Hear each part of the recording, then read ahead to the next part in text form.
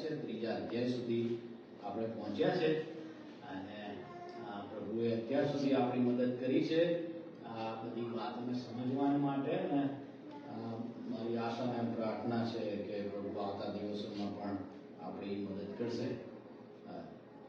પ્રાર્થના કરીએ. આકાશવાસી પરમેશ્વર પિતા, વચન આપનાર તમે છો, વચન પૂરું પાડનાર તમે છો, વચન સમજાવનાર તમે છો અને વચનને અંતઃકરણમાં ઉતારનાર એ તમે છો. ત્યારે પ્રભુ પરમેશ્વર પિતા, આ જે બોલનાર વ્યક્તિ છે એને તમે તમારા મધ્યસ્થની પાછળ રાખજો, જેથી તમે બોલો અને તમારું લોકો સાંભળી શકે. આમેન. કેટલા જ્હોન મેકાર્થરનું નામ સાંભળ્યું છે? એક. John MacArthur is a very famous, obviously, બધા એટલા famous નહીં, theologian, pastor, apologetics, expositor, solid Bible teacher. 14મી જુલાઈએ તેઓનું મરણ થયું અને સમાચારમાં ઘણી બધી વાર એમના વિશેની વાત લખવામાં આવી છે. આ સમય દરમિયાન ઘણા બધા પ્રભુના સેવકોના મરણ, પ્રભુના સેવકોનું રિટાયરમેન્ટ તમે કદાચ સાંભળતા હશો. આપણે એવા ફેઝમાંથી પસાર થઈ રહ્યા છે કે જે લોકો અત્યાર સુધી એવા દિગ્ગજ અથવા પ્રભુના બહુ મહાન સેવક કહેવાય, એ લોકોએ બહુ ગજબનું કામ કર્યું. હવે ધીરે ધીરે એ લોકો રિટાયર થઈ રહ્યા છે અને એવા સમયમાંથી આપણે પસાર થઈ રહ્યા છે. ત્યારે એક કોટ મને યાદ આવે છે અને એ પ્રમાણે કે if God is the creator of the entire universe, then it must be followed that He is the Lord of all, or whole universe. No part of the world is outside of His lordship. That means that no part of my life must be outside of His lordship. આપણે જે જીવીએ છીએ આ પૃથ્વી પર, એ પછી John મેકાર્થર હોય કે પછી ડેવિડ જેરેમાયા હોય કે પછી સિસિલ ક્રિશ્ચન હોય કે ગમે તે વ્યક્તિ હોય, પરંતુ આપણે એવા સમયમાંથી પસાર થઈ રહ્યા છે કે જે સમયમાં સત્યની વ્યાખ્યા એ બદલાઈ રહી છે. ઘણી બધી વાર તમે સાંભળતા હશો કે ટ્રુથ ઇઝ ઇરરિલેવન્ટ. એ તને જે સાચું લાગે છે એ તું સાચું માન, મને જે સાચું લાગે છે એ હું સાચું માનીશ. અને એટલે ઘણી બધી વાર તમારા અને મારા માટે અને આના કરતા પણ વિશેષ આપણા બાળકોને માટે, નેક્સ્ટ જનરેશનને માટે ઇટ ઇઝ વેરી ડિફિકલ્ટ કે આપણે કેવા સમયોમાંથી આપણા બાળકોને કેવી રીતે ઉછેરીએ છીએ. આપણે સન્ડે સ્કૂલમાં શીખ્યા અને આપણે એ રીતે આગળ વધી રહ્યા છે, આપણા બાળકોને એ રીતે શિક્ષણ આપી રહ્યા છે. ત્યાર પછીની પેઢીમાં એ વસ્તુ કદાચ જરૂર નથી એની એવું કહેવાશે અને એ પરિસ્થિતિમાંથી આપણે પસાર થઈ રહ્યા છે. ત્યારે પ્રભુના વચનો તમને ને મને એ દિશામાં શું શિક્ષણ આપે છે એ આજનો આપણો જે પોર્શન છે એમાંથી આપણે જોવા માંગીએ છીએ. આપણે જેમ જોતા આવ્યા છે એ પ્રમાણે પિત્તરે આ પત્ર કોને લખ્યો કે જે લોકો સતાવણી પામેલા લોકો હતા, જે લોકો આખા એશિયા અને આસપાસના વિસ્તારોમાં વિખરાઈ ગયેલા, એ બધા લોકોને પિત્તર આ પત્ર લખે. એ લોકો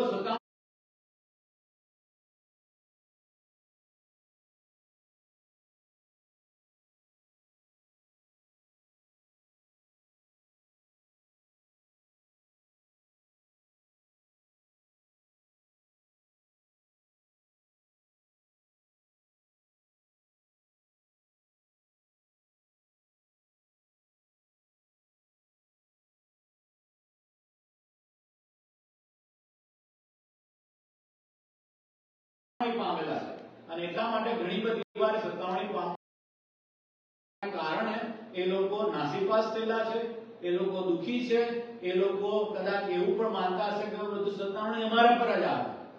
અને માટે પિત્તર એમને સમજાવવાની કોશિશ કરે છે કે એવું ના માનશો કે તમે એકલા જ છો. There are so many other people also suffering just like you. અને એ બધી વાતને સમજાવતા પિત્તર એમને એ વાત કહે છે કે તમે સતાવણી પામેલા છો, પરંતુ એ ભૂલશો નહીં કે તમે કોણ છો, who you are. તમે કોણ છો એ કદી ભૂલશો નહીં. તમે સતાવણીમાં કદાચ એટલા બધા પડી જાઓ કે તમે તમારી આઈડેન્ટિટીને બતાવવાની જરૂરિયાત ના સમજો. તમે કદાચ એવું બતાવો કે ના, મારે મારી આઈડેન્ટિટી જાહેર કરવી નથી, અથવા મારે જગતની સાથે ભળી જવું છે. પણ પિત્તર આ જગ્યા પર પ્રભુના વચનોમાં એ લોકોને એ શિક્ષણ આપે છે કે no, you are different, you are separated. તમે પ્રભુ ઈસુ ખ્રિસ્તના રક્તમાં નહાયેલા વ્યક્તિ છો. You are chosen people, you are clean people. અને એટલા માટે તમારું જે જીવન છે એ તમારી જે રહેણીકરણી છે એ આ જગતના લોકોથી કેવી હોવી જોઈએ? એ અલગ હોવી જોઈએ, જુદી હોવી જોઈએ. You should be identified as God's children. માથી 5માં પ્રભુ ઈસુ ખ્રિસ્ત ધન્યતાઓ આપ્યા પછી શું કહે છે? તમે તમારી રૂઢિકરણો લોકોની આગળ એવી જણાવવા દો, પ્રગટ થવા દો કે તેઓ તે જોઈને શું કરે? આકાશમાંના પિતાની સ્તુતિ કરે. એટલે તમારી જે રૂઢિકરણો છે, સારા કૃત્યો છે, એ સારા કૃત્યો તમે લોકોની આગળ એ રીતે બતાવો. રોમન સત્તામાં છો તમે ગ્રીક લોકોની વચ્ચે રહો છો કે જ્યાં વ્યભિચાર એ અથવા બીજી જે બાબતો છે એ સામાન્ય છે, ઇટ ઇઝ ઓકે છે, પરંતુ તમે એમાંના નથી. તમે કોણ છો? અલગ છો. અને એ પિત્તર આ જગ્યા પર બતાવે છે. ત્યારે આવો આપણે એ વચનોને સમજીએ, જાણીએ. પહેલો પ્રશ્ન પિત્તર પૂછે છે, વેરી સરકાસ્ટિક ક્વેશ્ચન પિત્તર એ પૂછે છે જગ્યા પર. કે શું કહે છે? જે ભલું છે તેને તમે જો અનુસરનારા થયા છો તો તમારું ભૂંડું કરનાર કોણ છે? એનો જવાબ શું હોઈ શકે? Obvious answer, nobody. જે ભલું છે એને જો તમે અનુસરનારા થયા છો તો તમારું ભૂંડું કરનાર કોણ? પિત્તર એમ જવાબ આપતો નથી, પણ it is like understood kind of question. Nobody. તમને કોઈ તમારું ભૂંડું કરી શકે એમ નહીં. કેમ? કારણ કે તમે તો ભલું કરનારા થયા છો. તમે પ્રશ્ન આપણને થાય તો વોટ ઇઝ ગુડ? ભલું શું છે? લેટિન ભાષામાં એક શબ્દ છે કોરમ દેઓ. કદાચ તમે કોઈ સાંભળ્યો હશે. કોરમ દેઓનો અર્થ એવો થાય છે કે in front or before the face of God.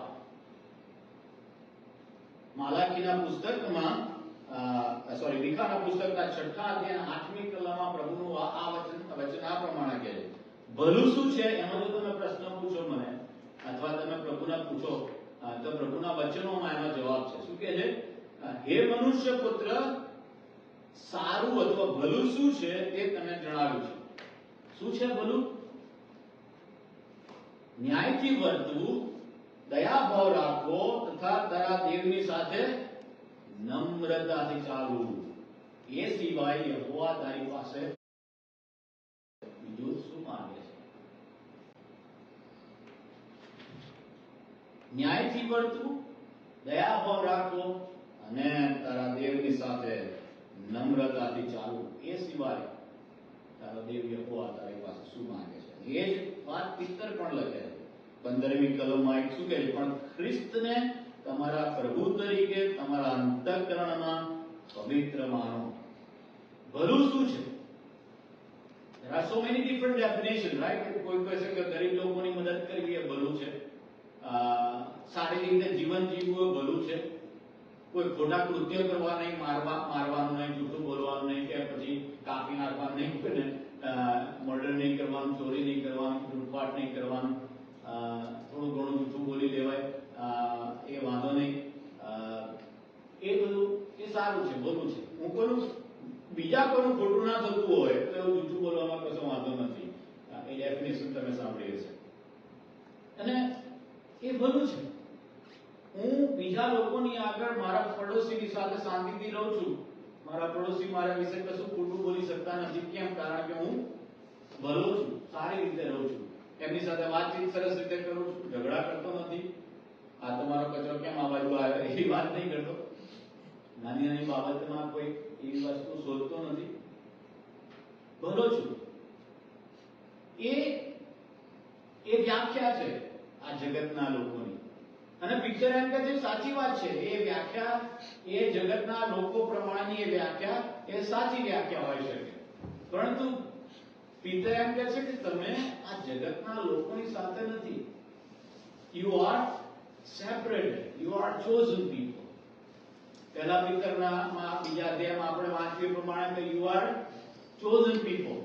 તમે રાજમાન્ય યાજક વર્ગ છો, તમે પ્રભુના ખાસ લોક છો. હવે એવા લોકો એ આ પ્રકારના ભલાની વાત કરે, પિતર કહે એ વાત મને બરોબર નથી લાગતી. એના કરતા કંઈક વિશેષ હું તમને કહેવા માંગુ છું. એ કહે છે કે ખ્રિસ્તને તમારા પ્રભુ તરીકે તમારા અંતઃકરણમાં પવિત્ર માનો.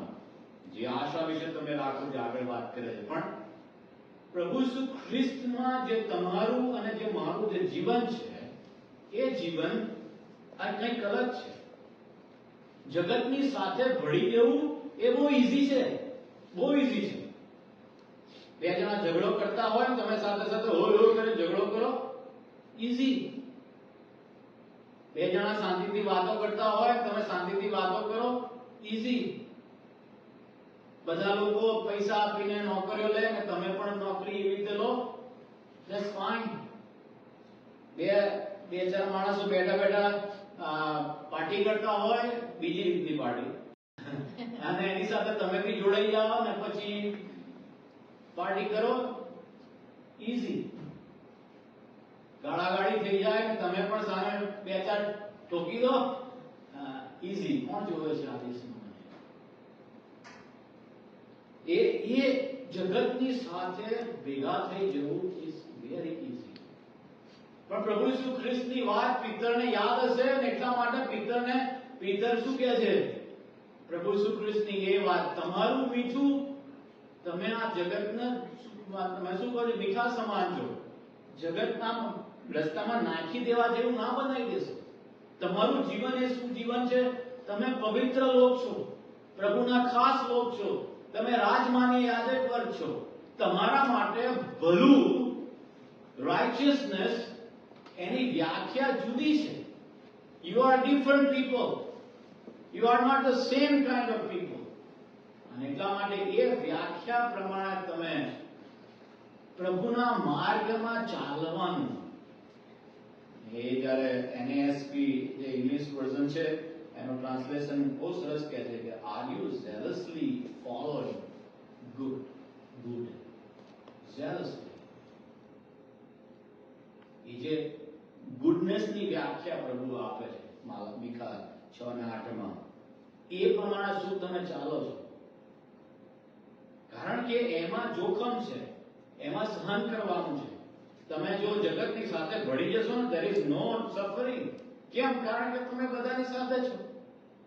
But when you are different, when you are separated, when you are chosen people, when you act like a chosen people, when you act like a રાજમાન્ય યાજક વર્ગની જેમ તમે જીવતા હો, તો એ દુનિયાના લોકોને ગમશે નહીં.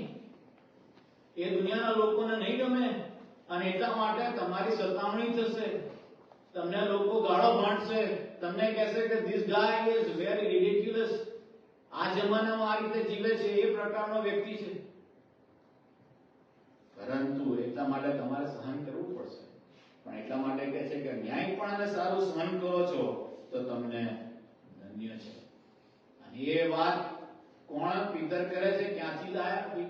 ક્યાંથી પિતરને યાદ આવી? એ જ ધન્યતાઓમાં. ન્યાયપણાને કારણે જ્યારે તમારી સતાવણી થાય છે, લોક તમારા વિશે દરેકની વાતો અસત્યતા લીધે, ત્યારે તમે કહે શું કરો? હરખાવ, આનંદ કરો. Is it easy? No. It's very difficult. પણ જ્યારે આપણે સાક્ષી સાંભળે છે એવા લોકોની, કે જે લોકો પ્રભુ ઈસુ ખ્રિસ્તને માટે સહન કરે છે, એ રાઇચિયસ પાથને માટે સહન કરે છે, ત્યારે ભલે લોહી લોહાણ થઈ ગયા હોય, આમ તમે એના વિડીયો અને પિક્ચર્સ જુઓ તો માથું ફાડી નાખ્યું હોય ને, અહીંથી લોહીની ધારા વહેતી હોય, પણ તો એ તો પ્રભુની સ્તુતિની આરાધના કરતા હોય. એને મારવામાં આવ્યો હોય પણ એ પ્રભુની સ્તુતિની આરાધના કરતા હોય. કેમ? કારણ કે the value of living in a righteous manner, the value of loving God, the value of following Jesus Christ, the value of following zealously the goodness of God, એ વેલ્યુની અમને સારી રીતે ખબર છે. ઇટ ઇઝ વેરી ડિફિકલ્ટ, એટલા માટે એ અઘરું છે. કે સારું કરવાને માટે 4 વસ્તુઓ આ જગ્યા પર પિત્તરે બતાવે છે. સારું કરવાને માટે, ન્યાય કરવા માટે, ન્યાય જીવન માટે તમે સહન કરો છો. પછી શું કહે છે? ખ્રિસ્તને તમારા અંતઃકરણમાં પવિત્ર માનો. એમ કે છે કે નમ્રતાથી તથા સત્યતાથી પ્રત્યુત્તર આપવાને તૈયાર રહો. જે આશાને માટે, કઈ આશા? પાઉલ પ્રેસ 13 કોરિન્થીયોને 13:13 શું કહે છે? પણ વિશ્વાસ, આશા તથા પ્રીતિ 3 ટકી રહેશે. એ જ શબ્દ આશા આ જગ્યા પર પિત્તર વાપરે છે.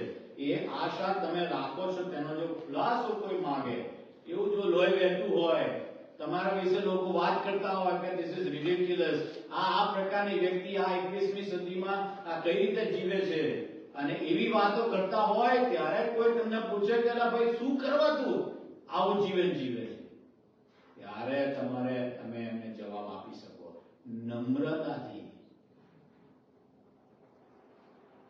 ખોટું બોલીને, ઉશ્કેરાઈને નહીં, પણ નમ્રતાથી તમે એમને જવાબ આપવા માટે, સત્યતાથી પ્રત્યુત્તર આપવા માટે તૈયાર હો. Again, it is not easy.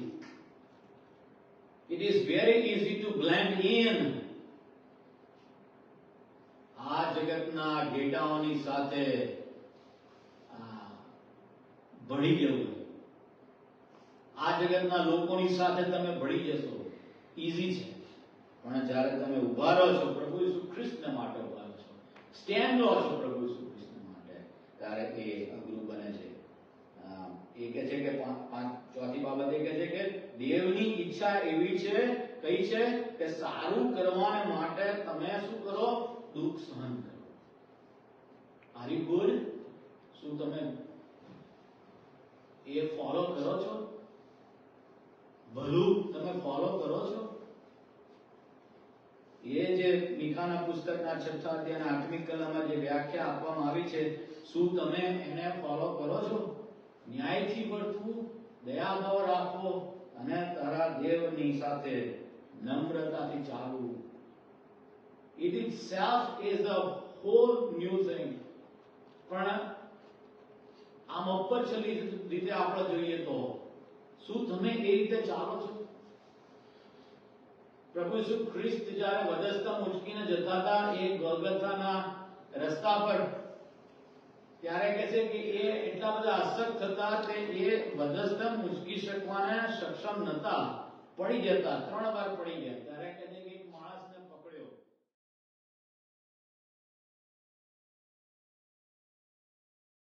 અને એને પકડ્યો અને કે શું કહે છે?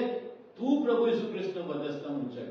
પ્રભુ ઈસુ ખ્રિસ્ત આગળ જાય છે અને એ વધસ્તંભ ઉંચકીને એમની પાછળ જાય છે, છેક કાલ્વરીની ટેકરી સુધી. વાલા, શું તમે એ રીતે એમની પાછળ જાઓ છો? એમનામાં પગલામાં પગ મૂકીને એમની સાથે ચાલો છો? દરેક જણે પોતાનો વધસ્તંભ ઉંચકીને કે મારી પાછળ આવવાનું છે, બધાનો ત્યાગ કરીને. That is the goodness of God.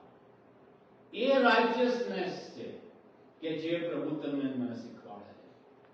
પિત્તર કહે છે કે તમે રાજમાની યાજક છો, મળી ગયું ને એટલા માટે આપણે રાજા થઈ ગયા એવું નહીં. You have to act like that, and it's not easy. ન્યાયીઓએ અન્યાયને બદલે, અને એનું ઉદાહરણ પ્રભુ ઈસુ ખ્રિસ્ત શું કહે છે?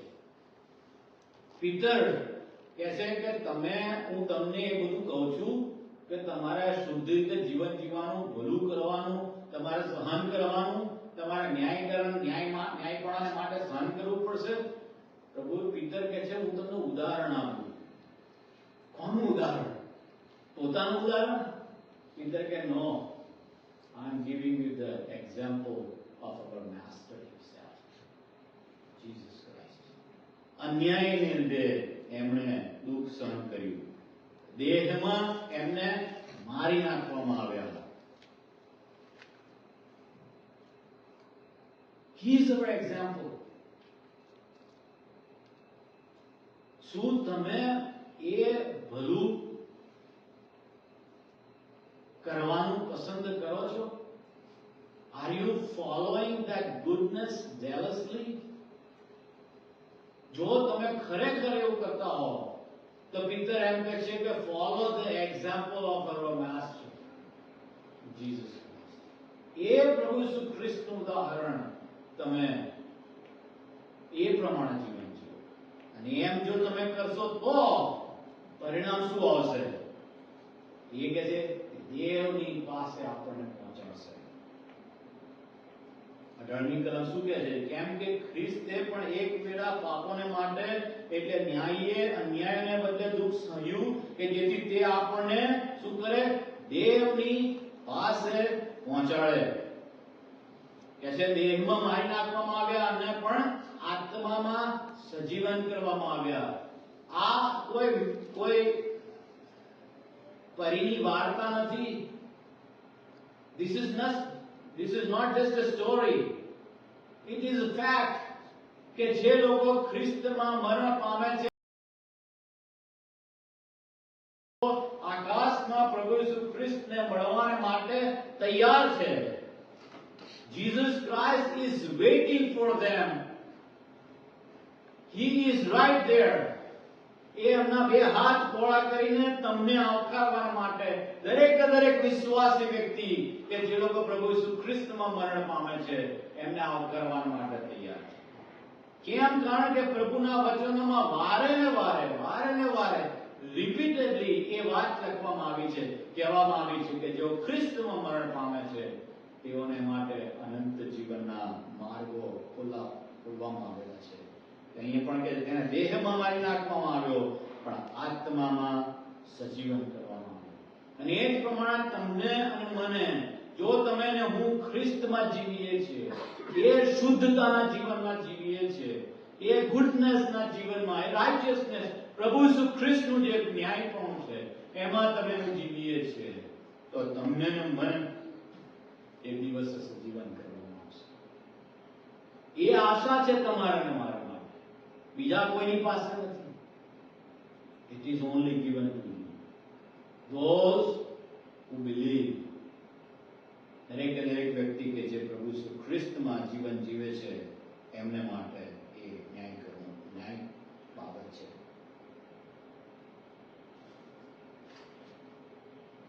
પરંતુ આ બાબતને માટે બહુ જ સાવચેત થવાની જરૂર છે.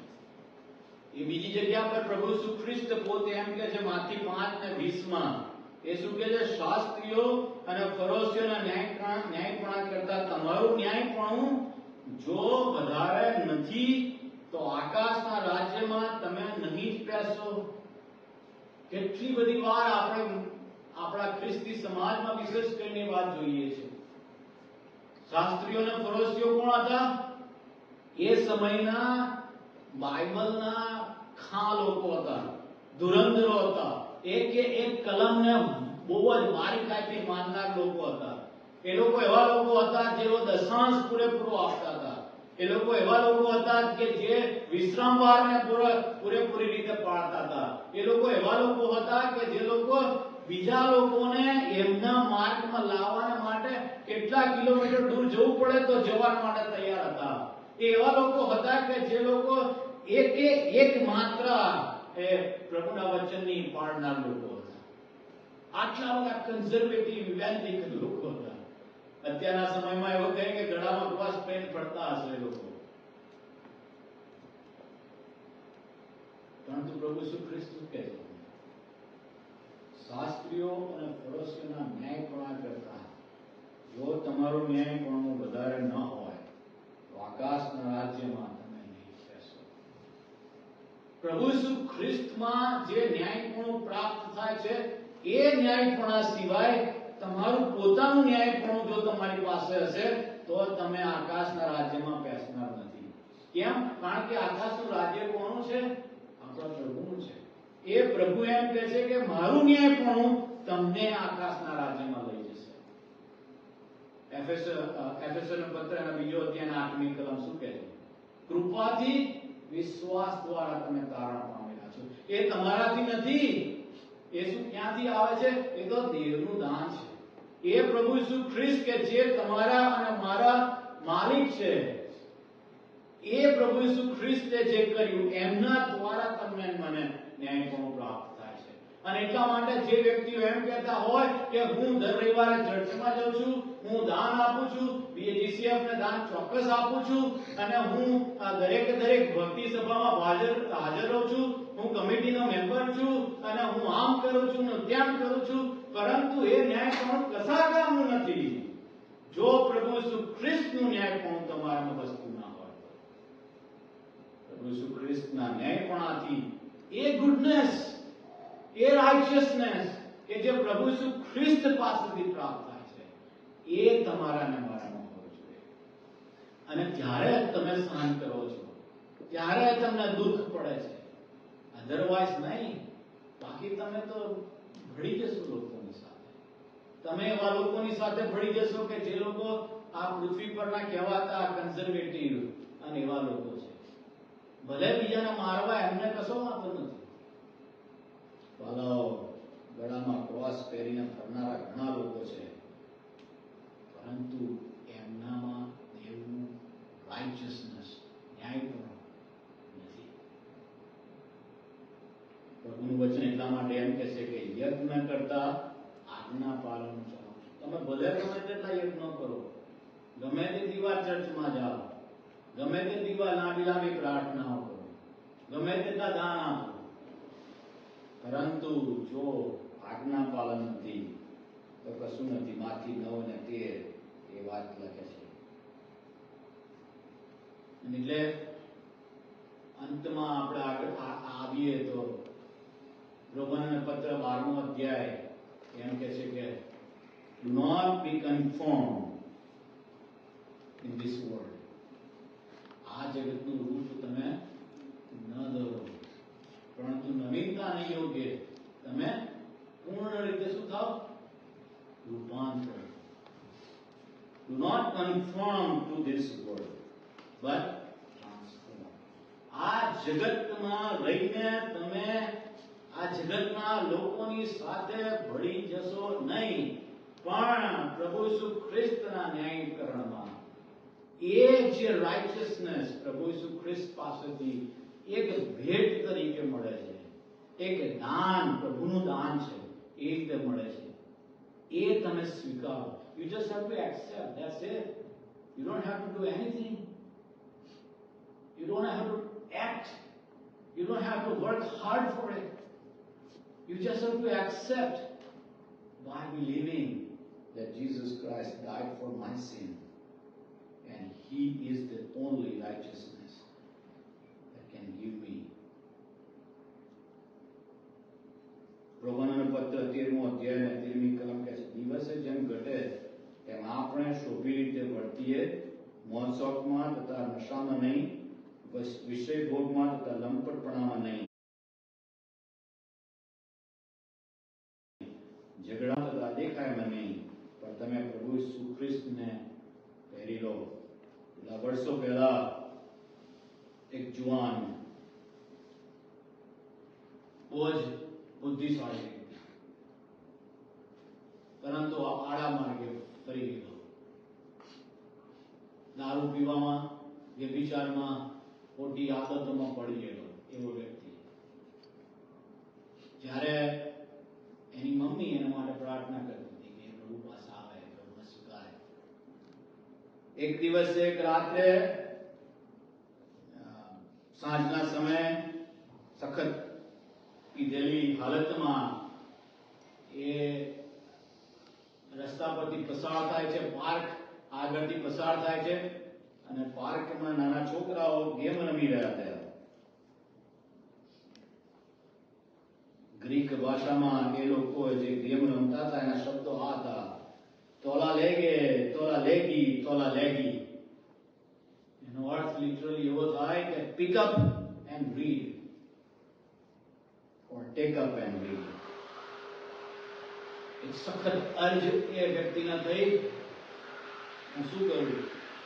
કોઈ બાઇબલ વાંચતા એ બેન્ચ પર બાઇબલ અથવા નવો કરાર કે હશે એ ભૂલી ગયું હતું. ને એ છોકરાઓ જે રમતા હતા એમનો અવાજ એમને કાને પડતો હતો: pick up and read, pick up and read. એ જુવાને એ નવો કરાર પકડ્યો હાથમાં કે જે આવશે વાંચીશ, ખુલ્લું કરી વાંચીશ. અને એને ખોલ્યું અને આ રોમન 12, રોમન 13 ને 13મી કલમ એમને વાંચવામાં આવી.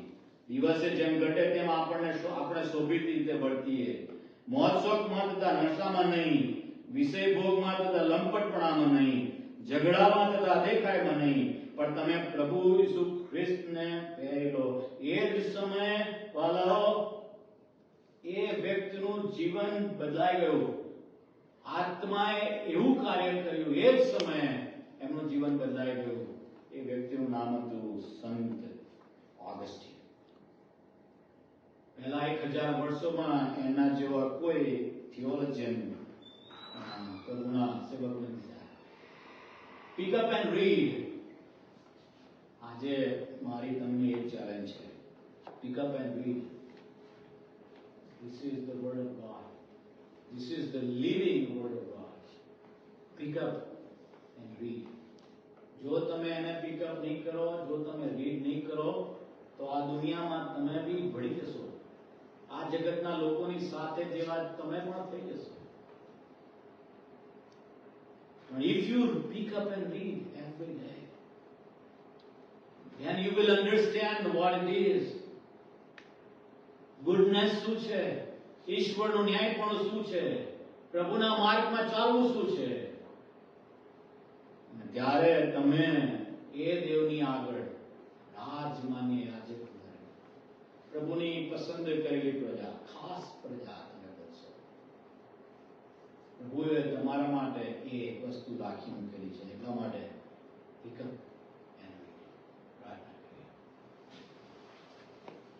આકાશવાસી પ્રેમાળ પરમેશ્વર પિતા, આ વચનો તમે આપેલા વચનો છે. એ શાસ્ત્રનો પહેલો અધ્યાય અમે યાદ કરીએ છીએ. એ ન્યાયી વ્યક્તિ કે છે નદીની પાસે રોપાયેલા ઝાડના જેવો થશે, જે પોતાના ફળ ઋતુ પ્રમાણે આપે છે, જેના પાંદડા કદી ચીરમાતા નથી, ધરમાતા નથી. મારાઓ, અમે પ્રભુ પરમેશ્વર પિતા, અમે એવા વ્યક્તિઓ બનવા માંગીએ છીએ. ભલું કરવાનું અમે એ પ્રકારનું ભલું કરવા માંગીએ છીએ. એ ભલું કે જે રાઇચસનેસ કે જે તમારા તરફથી અમને પ્રાપ્ત થાય છે, એ અમે કરવા માંગીએ છીએ. અમે જગતની સાથે ભળી જવા માંગતા નથી. અમે જગતના લોકોની સાથે, જગતના લોકોની જેમ વર્તવા માંગતા નથી, પરંતુ અમે તમારા માર્ગોમાં ચાલવા માંગીએ છીએ. તારા દેવની સાથે નમ્રતાથી ચાલવું. પ્રભુ, અમે એ પ્રમાણે તમારી સાથે ચાલવા માંગીએ છીએ. તમે અમારી મદદ કરજો. તમે અમારી મદદ કરજો. આ વચનોને વાંચવા, દરરોજ વાંચવા અને પ્રમાણે